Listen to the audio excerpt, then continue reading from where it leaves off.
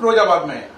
हमारा चैप्टर चल रहा था एटॉमिक स्ट्रक्चर, उसमें हम एनसीईआरटी के क्वेश्चन कर रहे थे। उसी कड़ी में नेक्स्ट क्वेश्चन है प्यारे बच्चों, ये क्वेश्चन नंबर 12 है एनसीईआरटी फाइल का। Electrons are emitted with zero velocity, electrons are emitted with zero velocity from metal surface when it is exposed to light of wavelength 6800 angstrom. Then calculate threshold frequency and work function. वो कह रहा है कोई metal surface है, उस पर light गिर रही है, जो लाइट गिर रही है उसकी वेवलेंथ है 6800 एंगस्ट्रम। तो जो उस पर सनलाइट गिर रही है उसकी वेवलेंथ 6800 एंगस्ट्रम है। तो कह रहा है लाइट गिरने पर उसमें से इलेक्ट्रॉन बाहर आया और मेटल सरफेस पर ही रुक गया। उसके बाद उस पर इतनी एनर्जी नहीं बची कि वो काइनेटिक एनर्जी बनकर बाहर जाए, यानी कि इलेक्ट्रॉन ने राउंड लगाना बंद किया और मेटल सरफेस तक गया, यानी वर्क फंक्शन हुआ। उसके बाद उसकी एनर्जी खत्म हो गई, इसलिए जो इलेक्ट्रॉन बाहर निकलना चाहिए था वो बाहर नहीं निकला, केवल मेटल सरफेस पर जाकर ही बैठ गया, क्योंकि काइनेटिक एनर्जी नहीं है कि वो निकलकर बाहर जाए। ये बात साफ मेंशन है कि इलेक्ट्रॉन्स की स्पीड कितनी है, जीरो। जीरो वेलोसिटी का मतलब है उसकी काइनेटिक एनर्जी जीरो है। तो कह रहा है इस केस में आपको दो बातें निकालनी है। पहली बात आपको निकालनी क्या है, आपको निकालना है थ्रेशोल्ड फ्रीक्वेंसी को, और दूसरी बात वर्क फंक्शन कैलकुलेट करना है। थ्रेशोल्ड फ्रीक्वेंसी और वर्क फंक्शन को कैलकुलेट करना है। प्यारे बच्चों, इस केस को कैसे किया जाए, इसके लिए मैं आपको एक डायग्राम बनाता हूं जिससे पूरी बात को आपको समझाऊंगा। ठीक है, डायग्राम के द्वारा आप पहले इस क्वेश्चन को नोट कर लें जिससे आपको पूरी बात समझ में आए। ठीक है, नोट कर लें क्वेश्चन को। इसमें काम की बात क्या है, वेवलेंथ गिवन है और ये मालूम है वेलोसिटी जीरो है और थ्रेशोल्ड फ्रीक्वेंसी और वर्क फंक्शन निकालना है। ठीक है, नोट कर लिया है। ओके, देखें भाई मिटा रहा हूं, क्या क्या गिवन है बोलो। वेवलेंथ गिवन है 6800 एंगस्ट्रम,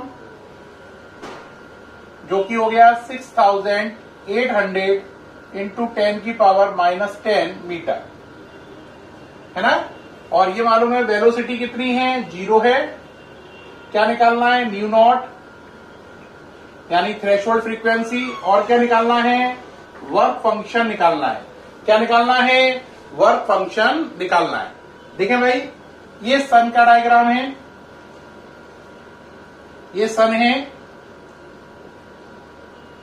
इससे लाइट आ रही है, ये मेटल की सरफेस है, इसके अंदर ये एटम है, ये उसका न्यूक्लियस है और ये शेल है। ये लाइट आकर टकराई इस इलेक्ट्रॉन पर जो यहां पर था, इस न्यूक्लियस के चारों ओर घूम रहा था। जो ये लाइट आ रही है इसकी वेवलेंथ कितनी है, अभी ऊपर लिखी हुई है कितनी, 6800 इंटू 10 की पावर -10 मीटर। जैसे ये लाइट पड़ी, ये इलेक्ट्रॉन यहां से निकलकर कहां गया, मेटल की सरफेस पर। ये मेटल की सरफेस है, यहां पर जब ये इलेक्ट्रॉन गया तो जितनी एनर्जी से सनलाइट से मिली थी वो सारी यहां से यहां तक काम करने में खर्च हो गई। इस काम को बोलते हैं वर्क फंक्शन। तुम्हें बताना है कि उसमें उसकी वैल्यू क्या है। लेकिन जब इलेक्ट्रॉन यहां पहुंचा तो उसकी स्पीड जीरो हो गई, अब इसलिए वो बाहर नहीं जा पाया, यहां से निकलकर इस जगह पर ही बैठा रह गया। अब वो बाहर की तरफ नहीं जा पाया। क्यों नहीं जा पाया, क्योंकि अब उस पर वेलोसिटी नहीं है, काइनेटिक एनर्जी नहीं है। तो मेटल सरफेस पर आने के बाद यहीं पर वो वेट एंड वॉच कर सकता है। अब मेटल सरफेस को छोड़कर बाहर इन्वायरमेंट में नहीं जा सकता, इजेक्ट नहीं हो सकता। ये डायग्राम है, सनलाइट है, ये वेवलेंथ है, इस पर गिरी, इलेक्ट्रॉन ने न्यूक्लियस के चारों ओर चक्कर लगाना बंद किया, सरफेस पर पहुंच गया, एनर्जी खत्म हो गई जो ऊपर से मिली, उसके बाद यहीं पर वेट कर रहा है। वेलोसिटी उसकी कितनी है, जीरो है, तो इसलिए उसकी काइनेटिक एनर्जी भी कितनी हुई, जीरो। अब आपको मालूम है फॉर्मूला क्या होता है, total energy equal to work function plus kinetic energy. Total energy निकालने के लिए फॉर्मूला होता है Sc by lambda. Work function आपको क्वेश्चन में देखो क्या है, निकालना है, तो वर्क फंक्शन निकालना है। काइनेटिक एनर्जी क्या हो गई, जीरो, क्योंकि वेलोसिटी जीरो है। काइनेटिक एनर्जी होती है हाफ mv²। अगर बेटा v जीरो है तो v² भी जीरो होगा और हाफ mv² भी जीरो होगा, यानी काइनेटिक एनर्जी जीरो होगी। तो काइनेटिक एनर्जी की जगह जीरो हो गया तो ये टर्म हट गया यहां से। यहां पे जीरो लिखोगे तो इसको लिखने की कोई जरूरत नहीं है। तो यहां से आपका वर्क फंक्शन निकल आएगा। निकालो जरा work function, Sc by lambda हो गया है ना। तो लिखो भाई h की वैल्यू 6.626 10 की पावर -34, c की वैल्यू 3 इंटू 10 की पावर 8, इसकी वैल्यू 6800 इंटू 10 की power -10 equal to work function. अब एक बच्चे की उम्मीद होगी सर इसे सॉल्व करके दिखाइए, तो बेटा सॉल्व करके दिखा रहे हैं। पहले आप इतना नोट कर लो, ये सामने से हट गए हैं हम, आप सारा नोट कर लो।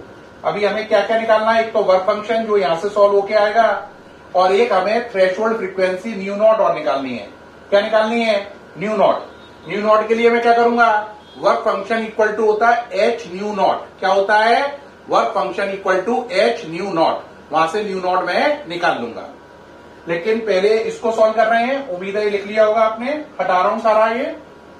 चलिए भाई देखिए, बनाइए बेटा। वर्क फंक्शन का क्या हो गया बोलो, 6.626 इंटू 3 करो, है ना। 10 की पावर को पहले देख लो, -10 ऊपर जाकर प्लस का 10, ये प्लस का 10 और 8 18, प्लस के 18 हो गए, माइनस के 34, तो बचे आपके 16। कितने बच गए, 16 पावर बच गई। तो ये हो गया 10 की पावर 16। दोबारा चेक करो, 10 और 8 18, 34 में से गई, कितने बचे, 16, वो भी किसके, माइनस के। सही है, 18 प्लस का, 34 माइनस का, तो माइनस का 16 बचा। और ये 6.626 है, इंटू 3 है, और नीचे कितना लिखा है, 6800 एंगस्ट्रम।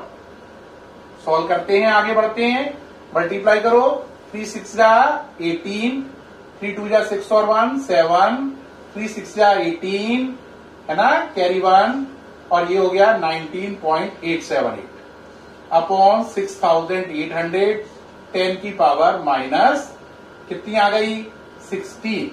कितनी आ गई, 60। ये सही है। आप कहोगे सर क्या करें, बेटा देखो 3 पावर इधर से शिफ्ट करो, 1 2 3, तो अगर मैं इसे 6.8 कर दूं तो यहां से 3 पावर का अंतर आ जाएगा, उससे ये पावर हो जाएगी माइनस की 19। तो देखो ये क्या किया, 19 पॉइंट, है ना, बोलो 19.878 लिखा है, उसे मान लो 19.9, और 6800 को माना 6.8, कितनी पावर का अंतर आ गया, 3 का, तो ये हो गया 10 की पावर -19। ओके रहा। अब 19.9 में 6.8 का डिवाइड देने में आपको कोई दिक्कत नहीं आएगी। डिवाइड देके देखो, डिवाइड दोगे तो आंसर आएगा 2.922। इसमें डिवाइड दो, 2.922 इंटू 10 की पावर -19। वर्क फंक्शन है तो यूनिट हो गई जूल। ये आपका वर्क फंक्शन निकल आया। उम्मीद है आपको वर्क फंक्शन निकालना समझ में आ गया होगा। ये सारा आपने नोट कर रहे हैं, नहीं कर रहे हैं तो नोट कर लीजिए। ये पूरा क्लियर है, यहां से वर्क फंक्शन हो गया, ये नीचे का मिटाना। अब क्या करना है, अब निकालनी है थ्रेशोल्ड फ्रीक्वेंसी। तो हम फॉर्मूला बनाएंगे, work function equal to h nu naught, है ना। तो वर्क फंक्शन की वैल्यू क्या किसके इक्वल है, h न्यू नॉट के। तो न्यू नॉट कितना हो गया बोलो, work function upon h। Work function की वैल्यू डालो, 2.922, 10 की पावर -19, और h की वैल्यू 6.626, 10 की पावर -34। प्यारे बच्चों आगे बोलो जरा, सॉल्विंग करो पहले पावर की। -34 ऊपर गई तो बन गई प्लस का 34, और माइनस की 19 है, तो प्लस का 34 माइनस का 19, यानी कि प्लस का 15 पावर बचा।